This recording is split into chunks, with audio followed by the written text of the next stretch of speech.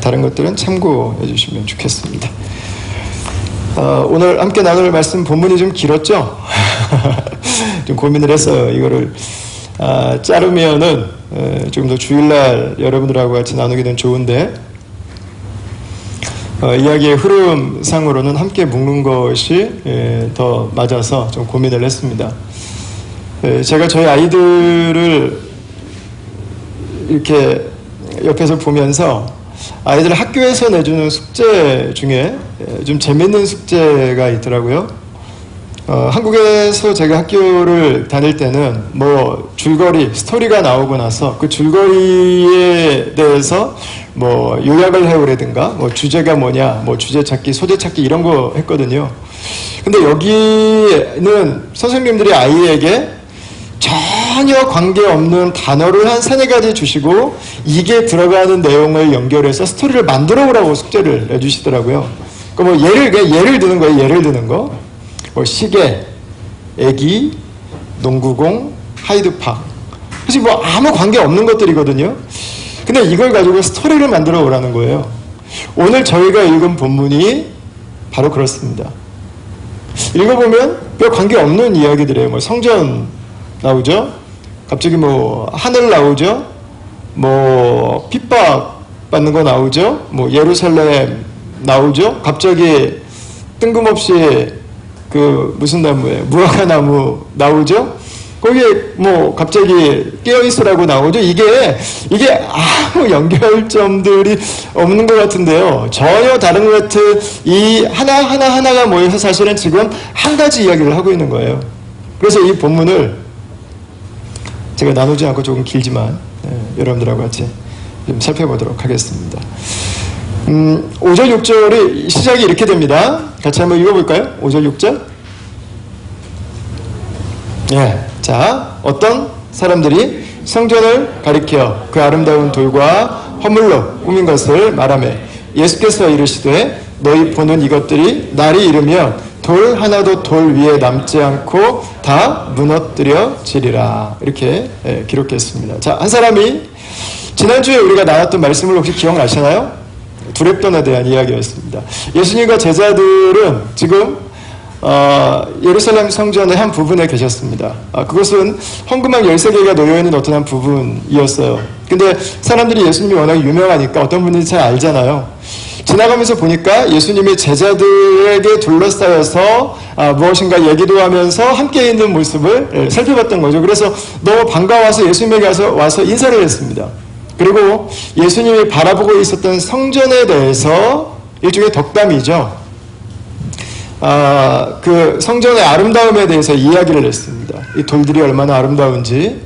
예수님 아마 유네스코 지정 문화재가 안 될 수가 없는 그런 역사성이 있고, 그리고 올해 건축상을 받지 않을 수 없는 그런 기가 막힌 멋있는 건축물 아닙니까? 이런 이야기를 했어요.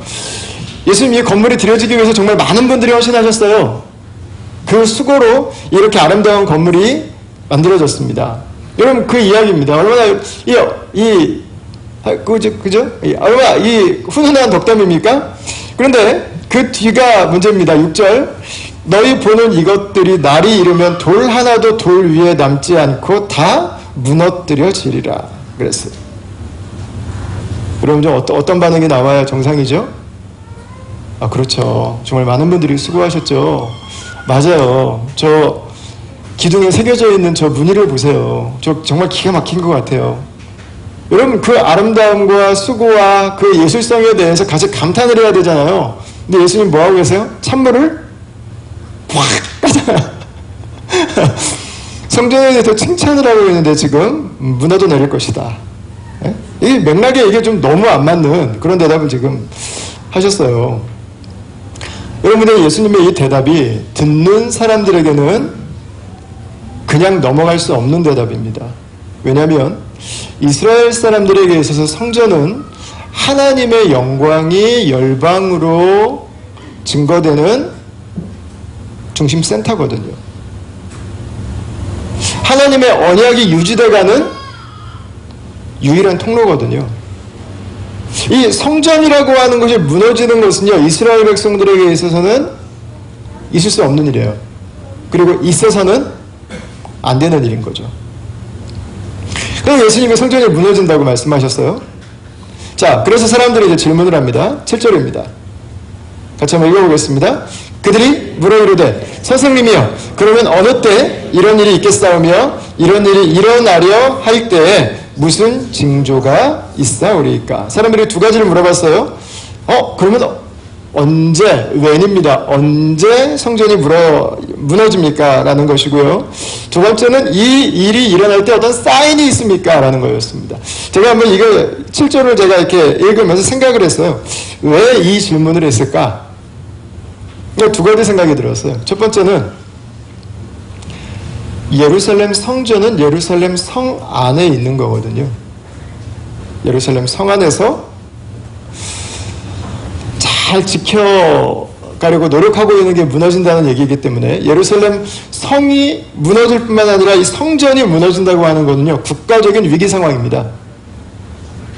그러니까 예루살렘 성전이 무너지면 뭐 해야 될까요? 도망가야 됩니다. 이 국가가 위태로운 상황이기 때문에 빨리 날라야 됩니다. 그래야 살아요. 그 때가 지금 궁금한 거예요. 그 어떤 사인이 이거 있으면 이제 망할 때구나. 그래서 빨리 내가 살려면은 튀어야 됩니다. 그래서 아마 때를 물어보는 사람이 있었을 것 같고요. 또 한 부류는 정반대의 상황이었을 것 같아요.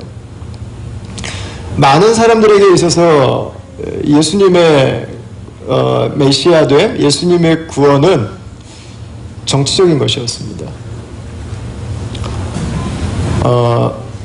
예수님께서 로마의 외세죠. 지금 이스라엘을 정복하고 있는 외세를 물리치고, 그리고 지금 타락하고 세상에 타협되어 있는 이 이스라엘의 지도자들을 다 내려오도록 하신 다음에 예루살렘 성전을 무너뜨리고 그 다음에 예수님이 다스리시는 다른 나라를 세우시는 사인으로 이것을 이해해 줄 수 있습니다. 예수님이 만약에 왕으로 등극하시면 어떻게 해야 돼요? 빨리 칼이라도 하나 이렇게 안 보이는 데서 갈아놨다가 숨겨놨다가 예수님이 만약에 그 전쟁을 일으키시면 동참해야 되잖아요.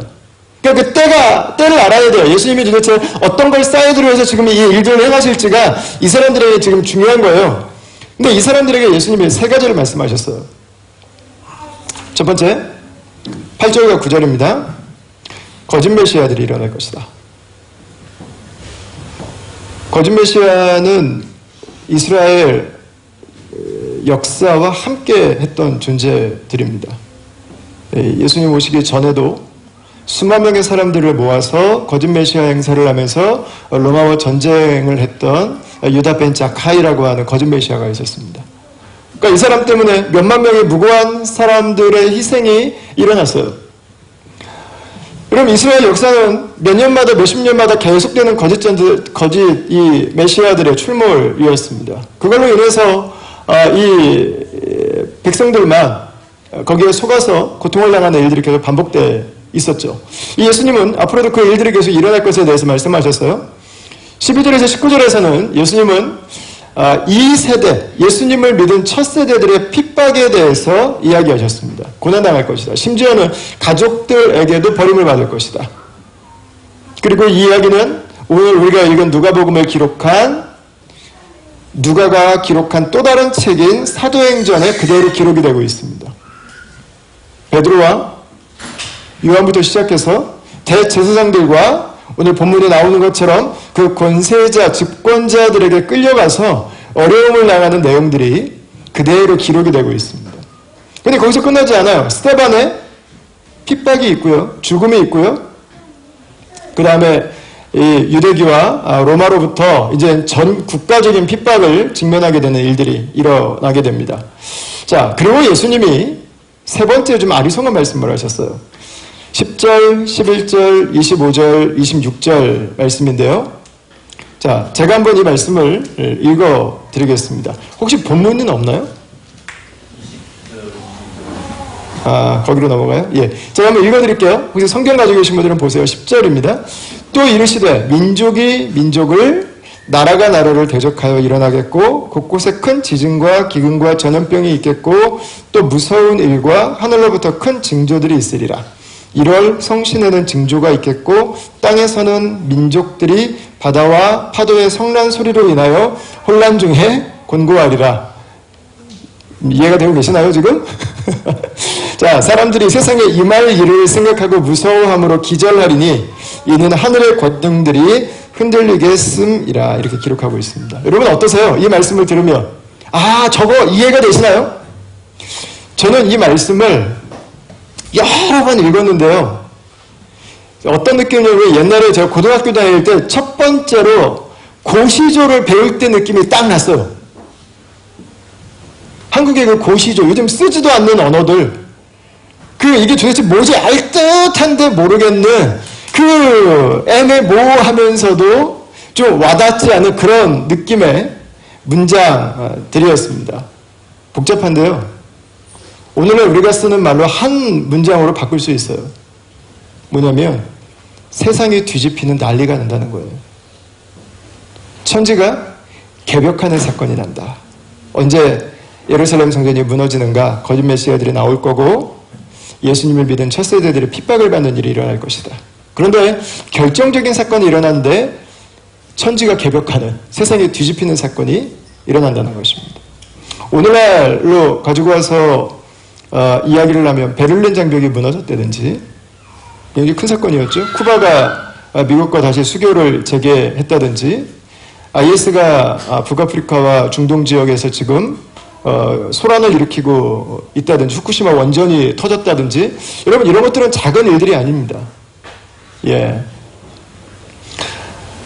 나의 삶에 직접적으로 영향을 미칠 수 있는 것들입니다. 근데 이들에게 있어서 세상이 뒤집히는 사건은 훨씬 더 가깝게 와닿는 사건이었습니다. 그게 20절에서 22절에 나오는 사건이에요. 같이 한번 읽어보겠습니다. 시작.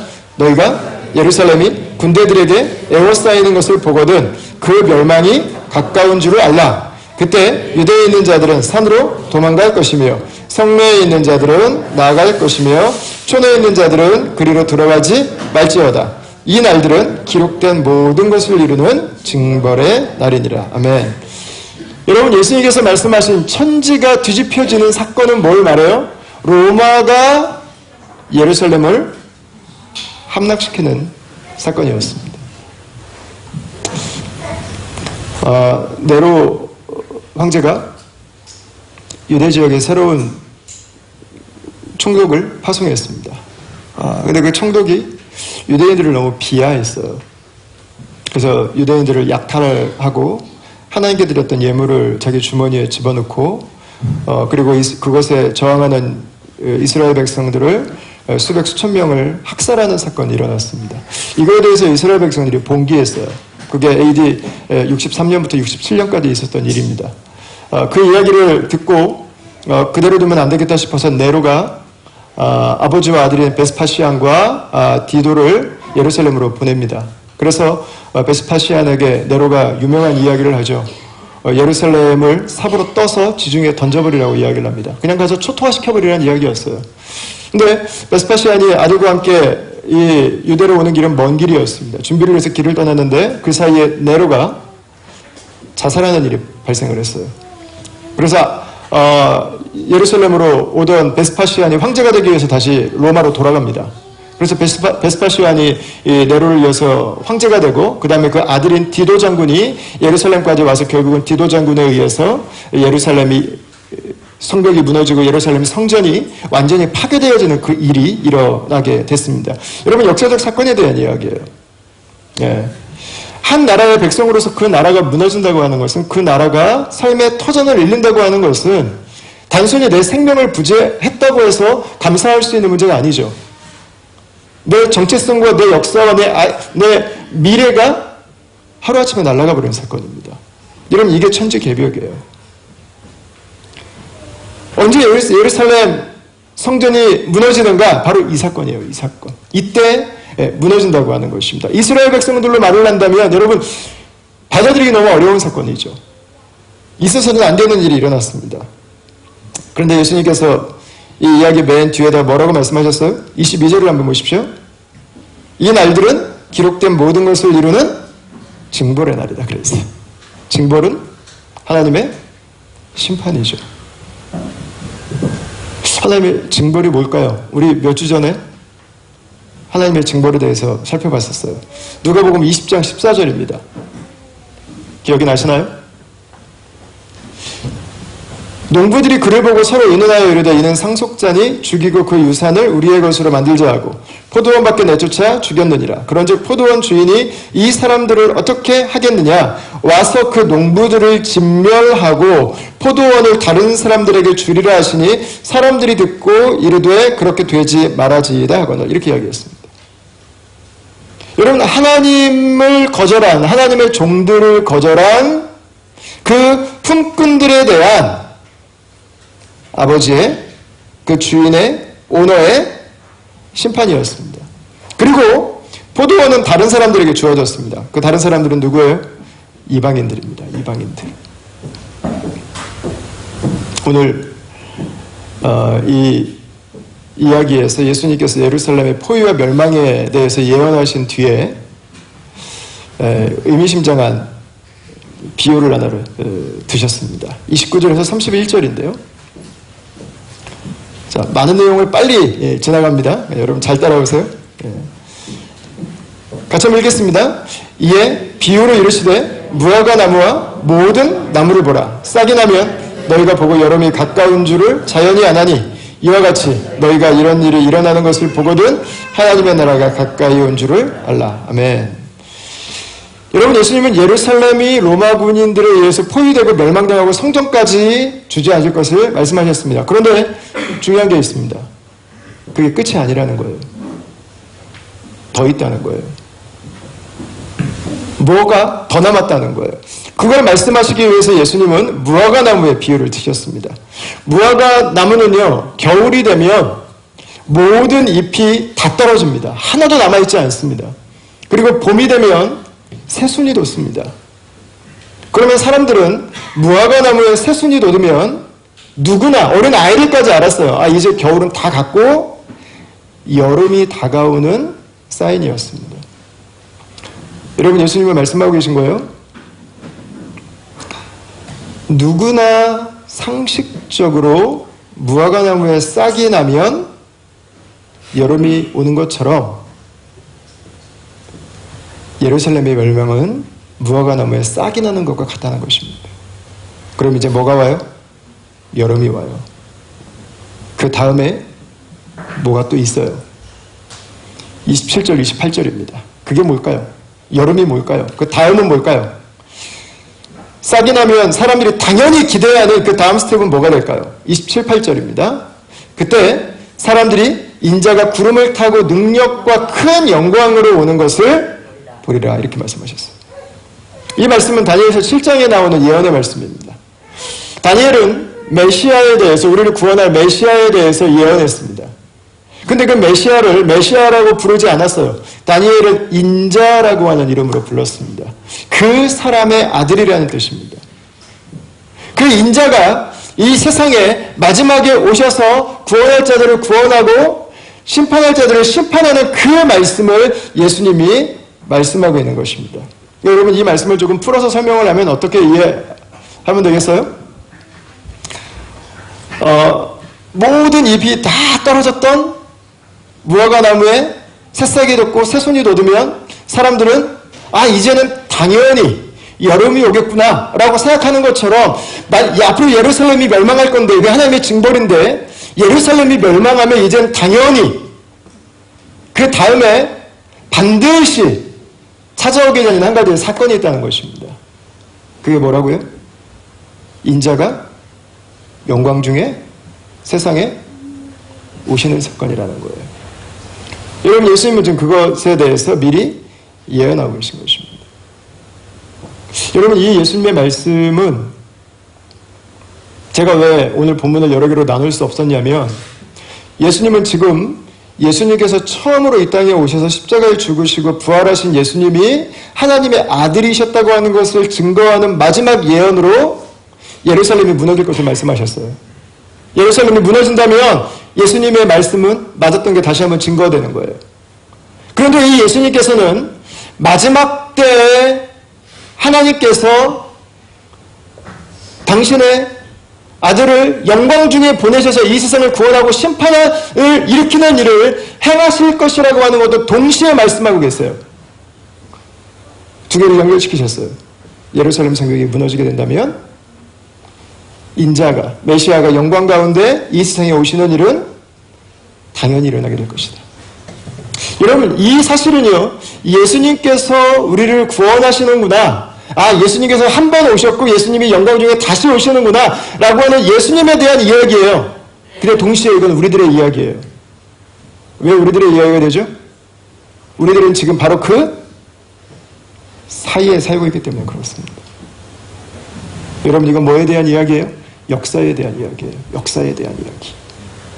무신론자들은요, 물질주의자들이 생각하는 역사는 뭐예요? 그냥 흘러가는 거예요. 그냥 의미도 없어요. 목적도 없어요. 그냥 시간이 그냥 계속 흘러가는 거예요. 그 역사예요. 그러니까 의미를 내가 만들어요.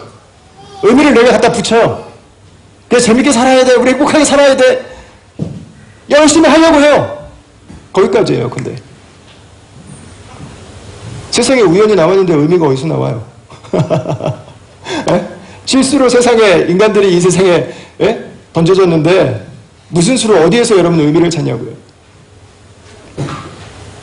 근데 예수님은 지금 다른 얘기를 하시는 거예요.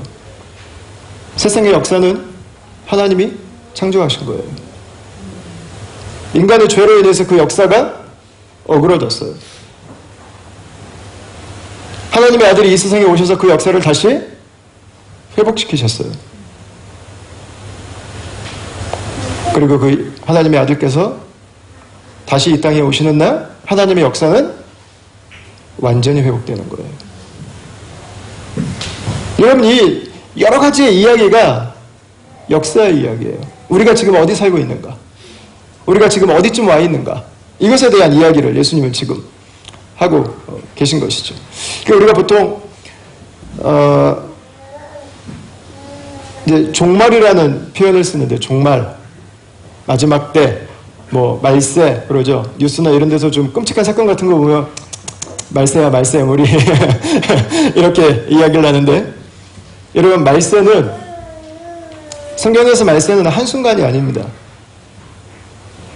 기간이에요. 예수님이 처음 이 세상에 오셔서부터 예수님이 재림하실 때까지의 이 기간이 모두 다 말세입니다. 이 기간이 모두 다 마지막 때가 되는 거죠. 어떤 사람들은 예수님께서 이 27절의 말씀을 하신 것 때문에 예루살렘이 멸망하고 나서 예수님이 이제 곧 오실 걸로 생각했어요. 실제로 초대교회는 그렇게 믿었어요. 예수님이 이제 곧 오시겠구나 라고 생각했습니다. 여러분, 그러나 오늘 33절에 보시면 이렇게 나와 있습니다. 천지는 없어지겠으나 내 말은 없어지지 아니하리라. 예루살렘이 멸망했다면 이제 하나님의 아들은 당연히 오시는 것입니다. 그런데 21장 9절을 한번 보십시오. 난리와 소유와 소문을 들을 때 두려워하지 말라. 이 일이 먼저 있어야 할 끝은 곧 되지 아니하리라. 예루살렘이 멸망하지만 끝은 아직 아니라는 거예요. 인자가 다시 오실 때까지는 시간이 필요하다는 것입니다. 자, 그럼 한번 우리가 좀 물어봐야겠죠. 왜 도대체 이런 시간을 하나님은 두셨을까요? 그냥 한 방에 그냥 끝내버리시지. 예? 한 번에 그냥 심판할 사람 다 심판하고 구원할 사람 다 구원하시고, 왜 이 2000년이 넘는 시간 동안 왜 그 오랜 기간을 이 말세의 기간으로 왜 우리들을 이렇게 살게 하셨을까요? 오늘 본문의 24절에요. 이렇게 기록합니다. 그들이 칼날의 죽음을 당하며 모든 이방에 사로잡혀 가겠고 예루살렘은 이방인의 때가 차기까지 이방인들에게 밟히리라 이렇게 이야기했습니다. 누가가 독특한 표현을 하나 썼습니다. 이방인의 때가 차기까지. 이것을 바울은 조금 더 풀어서 설명을 했습니다. 로마서 11장 25절, 30절에서 32절인데요. 여러분, 조금 긴 말씀인데 우리 같이 한번 읽어봤으면 좋겠습니다. 시작!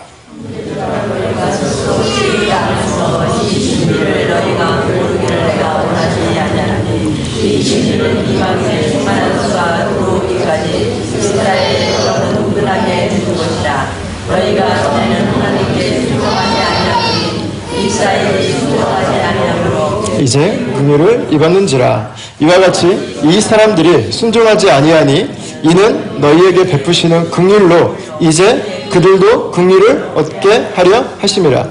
하나님이 모든 사람을 순종하지 아니하는 가운데 가두어 두심은 모든 사람에게 긍휼을 베풀려 하심이라. 아멘. 여러분, 예루살렘이 멸망하고 예수님이 다시 오실 때까지 그 기간을 두신 것은 의도적인 거였습니다. 왜요? 저와 여러분 같이 홍어회를 사랑하고 삼겹살을 기뻐하는 이방인들이 예수님의 복음을 듣고 하나님의 백성이 되는 기회를 주시기 위해서입니다. 이거예요, 이거. 이방인들에게 구원의 기회를 주기 위해서. 종말이 한 지점이 아니라 오랜 기간 이어야 되는 이유는 여러분 바로 여기 있어요. 아직도 예수님을 모르는 사람들이 있습니다. 이 종말의 기간은 언제까지 연장되는가? 이 이방인의 때는 언제까지 연장되는가? 하나님이 보실 때 이제는 모든 이방인들 가운데 하나님의 충만한 수가 구원받을 사람들이 다 구원받다라고 여겨질 때예요. 하나님은 그때까지 예수님의 재림을 잠시 미뤄두신다고 하는 것입니다. 그리고 예수님이 재림하시면 그때는 하나님의 완전한 구원과 하나님의 완전한 심판이 일어나게 된다는 것입니다. 자, 요한계시록 1장 7절에서 이렇게 기록합니다. 볼지어다 그가 구름을 타고 오시리라. 각 사람의 눈이 그를 보겠고 그를 찌른 자들도 볼 것이요 땅에 있는 모든 족속이 그로 말미암아 애곡하리니 그러하리라. 아멘.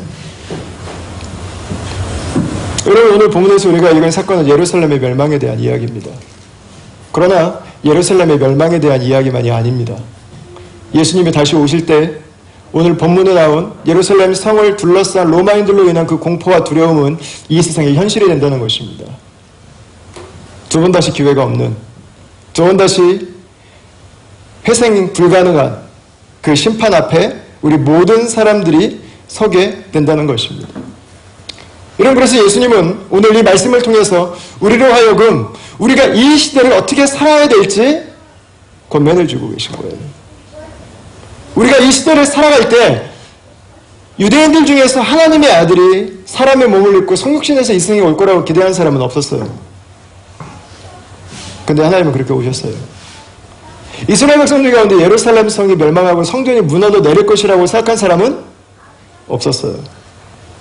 그런데 그 일은 일어났어요. 예수님께서 다시 오실 것이라고 하는 것을 예수님은 말씀하셨습니다. 그리고 이제 우리로 하여금 우리가 어떻게 살아야 될지를 고민해주고 계신 것이죠. 자, 어떻게 살아야 됩니까? 예수님이 다시 오신다면 남아있는 예언은 한 가지예요. 주님 다시 오시며요. 여러분, 우리 어떻게 살아야 됩니까? 그게 34절부터 나옵니다. 오늘 본문에서는 크게 두 가지를 이야기합니다. 첫 번째, 34절에 너희는 스스로 조심하라. 그렇지 않으면 방탕함과 술 취함과 생활의 염려로 마음이 둔하여지고 뜻밖의 그날이 덕과 같이 너희에게 임하리라. 이렇게 말씀하셨습니다. 첫 번째, 조심하는 것입니다. 뭘 조심하는 거예요? 하나님을 잊지 않도록 조심하라는 것입니다. 하나님이 계시지 않은 것처럼 사는 것을 조심하라는 것입니다. 예수님이 다시 오지 않을 것처럼 사는 그 삶을 조심하라는 것입니다. 그래서 세 가지를 구체적으로 이야기했어요. 첫 번째, 방탕함. 방탕함은 방탕할 게 있어야 방탕하지. 여러분, 아닙니다. 방탕함은 액수의 문제가 아닙니다. 목적의 문제입니다.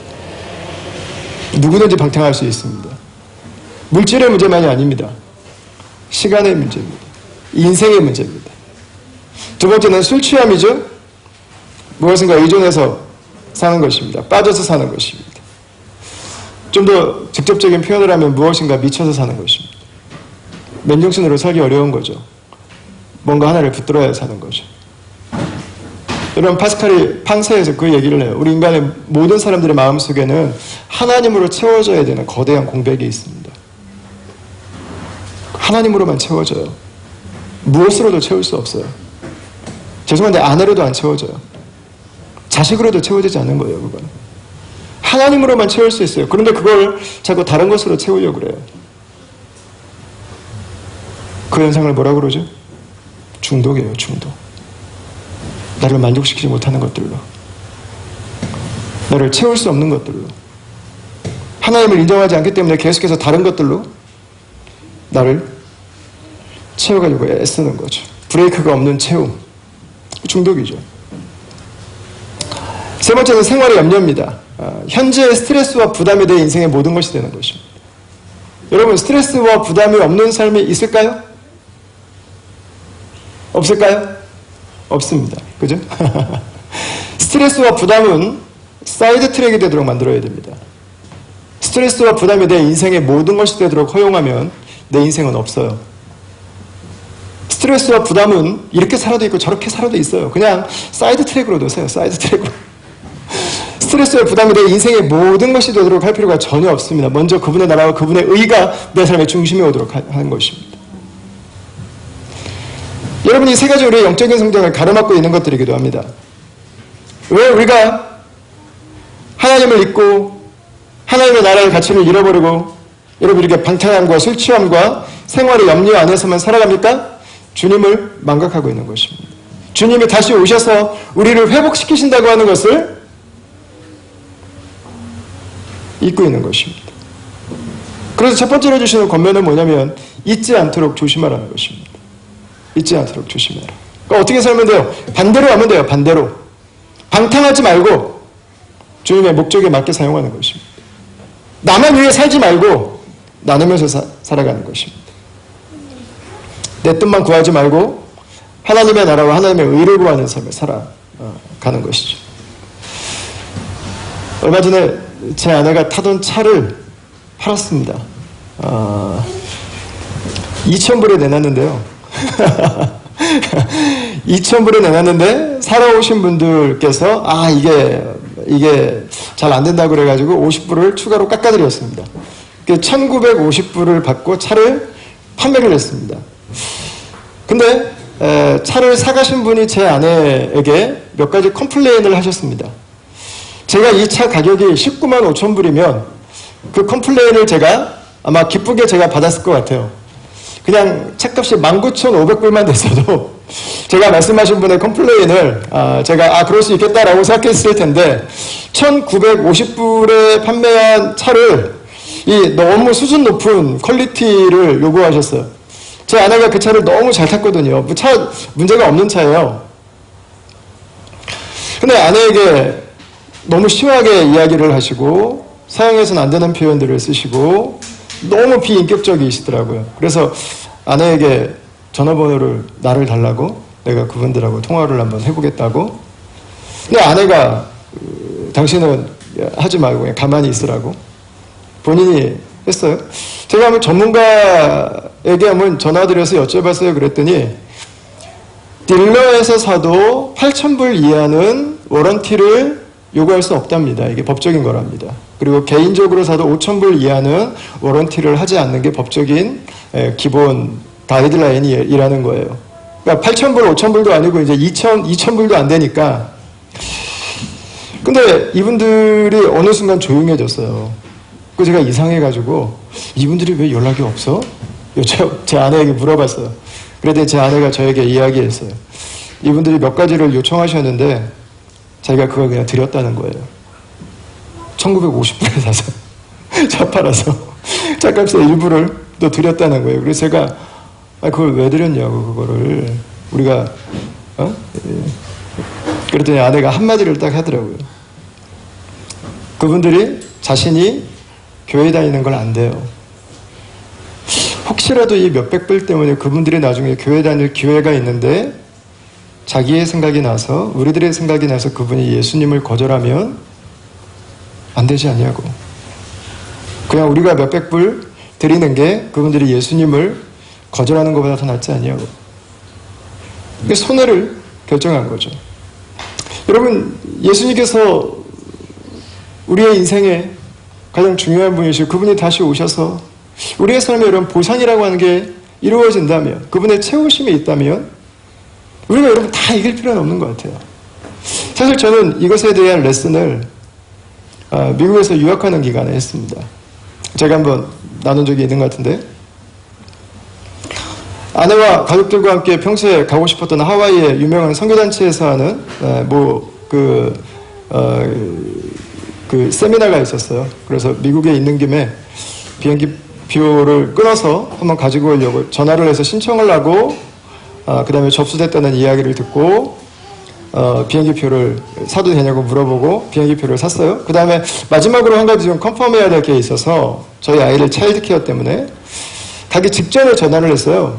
그랬더니 저와 계속 연락하셨던 목사님이 안 받으시고 행정을 사모님이 담당하셨는데 사모님이 전화를 받으셨어요.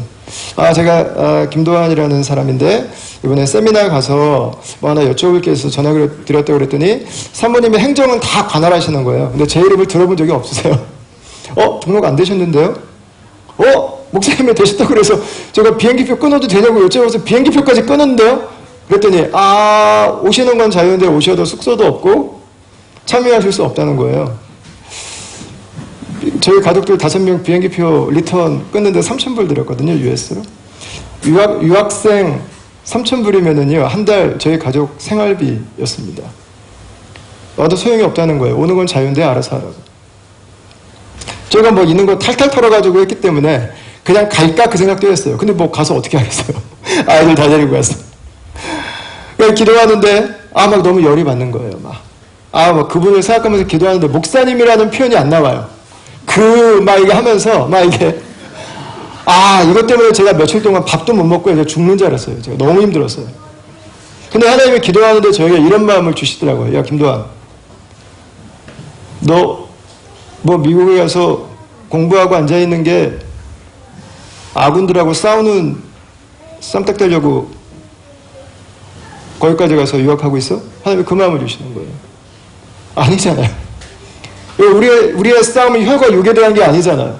정사와 권세와 이 어둠의 주관자들에 대한 건데, 여러분 이게 결코 작은 싸움이 아니잖아요. 이게 만만한 싸움이 아니잖아요, 이게. 그 목사님을 통해서 제가 3,000불을 주고 하나님께 배울 레슨은 이거예요. 무슨 일이 있어도 아군과는 싸우면 안 된다는 거예요. 우리는 적이 아니라는 거예요. 나와 다른 생각을 가지고 있고 설사 나와 신학이 다르고 교단이 다르고 설사 그 사람은 나에게 어려움을 주었다 할지라도 그분으로 인해서 여러분 회복된 분들이 훨씬 더 많아요. 그 선교단체를 통해서 다시 예배가 살아나고 그 선교단 그분들을 통해서 그 인생이 살아나고 그분들을 통해서 하나님 나라를 위해 새롭게 헌신을 다짐한 분들이 훨씬 더 많아요. 그렇다면 내가 당한 이 작은 어려움 때문에 그분을 원수로 만들면 안 된다는 거였어요. 나는 어려웠지만 그분을 축복해야겠다. 여러분, 우리가 예수 그리스도의 승리를 믿는다면 우리가 살아가는 이유가 내가 그분을 이기는 게 아니라 내가 옳기 위한 게 아니라 주님의 다시 오시면 하나님 나라의 완전한 회복을 우리가 기대하고 살아간다면 여러분 굳이 내가 그것도 아군을 얘기해야 되는 이유는 없는 거죠. 여러분 예수님이 다시 오신다면 우리의 삶은 많은 것들이 변화될 거예요. 예수님은 조심하라는 말씀 이후에 36절에 한 가지 말씀을 추가하셨습니다. 우리 같이 한번 읽어보겠습니다. 시작. 이러므로 너희는 장차 올 이 모든 일을 능히 피하고 인자 앞에 서도록 항상 기도하며 깨어있으라 하시니라. 아멘. 여러분 그럼 우리가 어떻게 조심하고 어떻게 주님의 다시 오심을 항상 기억하고 살아갈 수 있을까? 예수님은 기도하라고 말씀하셨어요. 기도하는 것은 깨어있는 것입니다. 깨어있는 것. 깨어있는 것? 깨어있는 게 뭐죠? 관계가 연결되어 있다는 말인 것 같아요. 지난번에 저는 우리 제자가 마친 형제들이랑 요르단에 가서 관계가 깨어있는 게 뭔지를 봤어요. 다 형제들만 갔잖아요. 저는 가가지고 제 아내에게 카톡 한 번도 안 보냈는데 제 아내한테 카톡이 왔어요, 저한테. 그래서 그동안 무슨 일이 있었는지를 이미 다 알고 있어요. 그래서 제가 너무 놀라워가지고 당신 어떻게 알았냐고. 그랬더니 이미 형제들이 와이파이만 되면 자기 아내들에게 지금 어디 갔고 뭐 사진 찍었고 무슨 일이 있었는지를 다 보내고 있었어요. 여러분 이게 뭐예요? 깨어있는 거예요. 깨어있는 거. 아내와의 관계가 깨어있는 것.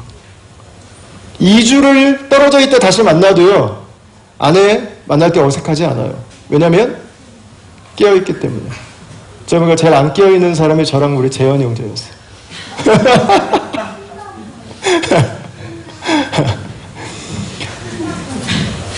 여러분, 어떤 일이 있을 때 머리 떨어져 있지만 우리 기러기 아빠 하시는 분들도 계시잖아요. 페이스북으로 날마다 연락하고, 문제들이 있으면 상의하고, 고충들이 있으면 나누고, 힘든 게 있으면 여러분 같이 그것들을 붙들고 계속 여러분 연락하고 기도할 수 있다면요, 내가 내 아내를 몇 달 만에 만나든 몇 년 만에 만나든 여러분 어색하지 않을 거예요. 그게 이상하지 않을 거예요. 내 삶이 아내와 괴리해서 아내를 다시 만날 때 아내를 피하고 싶다거나 아내의 이단협차기를 마음에 불안해할 이유가 전혀 없는 거죠. 여러분, 기도하는 것은 예수님과의 관계가 깨어있는 것입니다. 3일 있다 예수님이 다시 오신다고 해도, 예수님이 3년 있다 오신다고 해도, 설사 예수님이 3000년 있다 오신다 해도 우리들의 삶은 크게 달라지지 않을 것입니다. 그리고 우리들의 삶은 우리가 날마다 기도 가운데, 날마다 그분과의 교제 가운데 우리가 만나는 그분의 은혜로, 그분의 말씀으로, 그분의 진리로, 그분의 인도하심으로, 그분의 성품으로 우리에게 주어진 그 하루하루를 살아가는 능력을 공급받게 될 것입니다. 여러분, 그것이 예수님께서 우리에게 주신 마지막 교훈이었습니다. 왜 기도하라고 말씀하셨어요? 우리는 온전히 지혜롭지 못하기 때문입니다. 왜 기도하라고 하셨어요? 우리에게 능력이 부족하기 때문이에요. 왜 기도하라고 하셨어요? 우리는 할 수 없기 때문이에요. 왜 기도하라고 하셨어요? 우리는 언제나 부족하기 때문입니다. 여러분, 기도하라고 하신 이유는 다른 게 아니에요. 주님과 날마다 동행하지 않으면 우리는 있기 때문이에요. 바꿔서 말을 하면, 기도하면 주님의 다시 오심이 나에게 미래의 사건이 아닙니다. 왜냐하면 그 주님과 지금 내가 함께 살고 있기 때문에. 기도한다면 바로 오늘 내 삶 가운데 주님의 뜻이 드러나는 것입니다. 기도한다면 하나님 그분이 나에게 두려움과 공포의 대상이 아니라 오늘 살아가는 힘이 되고 능력이 되는 것입니다. 그러나 기도하지 않는다면 누구라도, 조심하지 않는다면 누구라도 방탕함과 술 취함과 생활의 염려가 내 인생의 모든 것처럼 생각하고 살아갈 수 있게 된다는 것이죠. 사랑하는 다한가족 여러분, 하나님의 아들께서 성육신하셔서 이 땅에 오신 것처럼, 그리고 그분께서 한 번 더 우리에게 확인시켜 주신 것처럼 예수님은 다시 오실 것입니다. 여러분, 예수님 다시 오실 때까지 기간을 살아가는 저희들의 삶이 주님과의 교제 가운데 살아가는 삶이 되기를 원합니다. 그때 우리들의 삶은 숙제가 되지 않을 수 있습니다. 그때 우리들의 삶은 내 힘으로 감당할 수 없는 무게들을 버티면서 걸어가는 고난의 행군이 되지 않을 수 있습니다. 여러분, 예수님과 함께 살아가는 삶은 축복이 될 것입니다. 아픔이 있는 곳에 치유의 은혜를 경험하게 될 것입니다. 내 삶에 내가 감당할 수 없는 환경 가운데서라도 하나님의 일하심을 만나게 되는 은혜가 있게 될 것입니다. 여러분, 기도를 대신할 수 있는 건 아무것도 없어요. 더 잘 살게 해달라고 여러분 기도하지 마세요. 주님 앞에 이 무능한 나를, 이 어리석은 나를, 이 부족한 나를 죽여달라고 기도하세요. 그리고 주님으로 살게 해달라고 기도하십시오. 성령으로 살기를 원한다고 기도하십시오. 그분의 은혜와 그분의 능력을 구하며 기도하십시오. 여러분, 주님 다시 오시는 그날까지 우리 예수 그리스도로 말미암아서 우리에게 주신 그 삶을 넉넉히 은혜 가운데 살아가는 그런 다음의 가족들 다 되시기를 주의 이름으로 축원합니다.